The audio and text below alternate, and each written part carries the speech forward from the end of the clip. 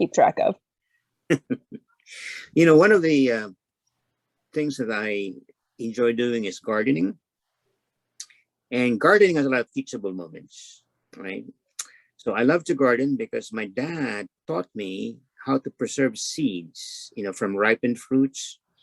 And that's how I started gardening is, okay, she says, there's ripe tomatoes, you save the seeds, there are ripe cucumbers, okra, all kinds of vegetables. And I would save these seeds. And next summer, during the planting season, I would prepare the ground. And he would teach me, and I would watch him. To me, those were valuable, teachable moments when my father would be in the garden, preparing the soil and teaching me how to make sure that it's rich, that it's ready to be planted.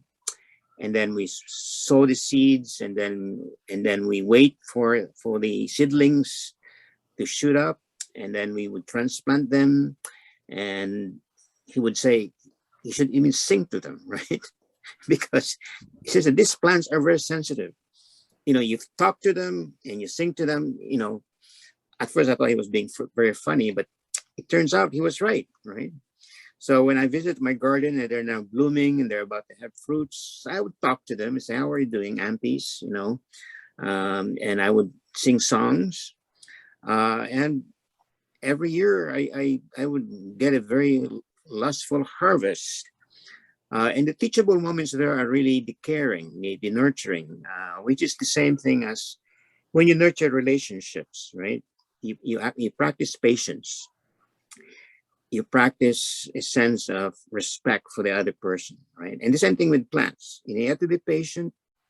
You have to respect the soil. Of course, you have to make sure they are watered.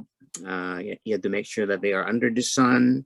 So all the elements of nature are there to make sure that this plant grows. And the same thing with human beings.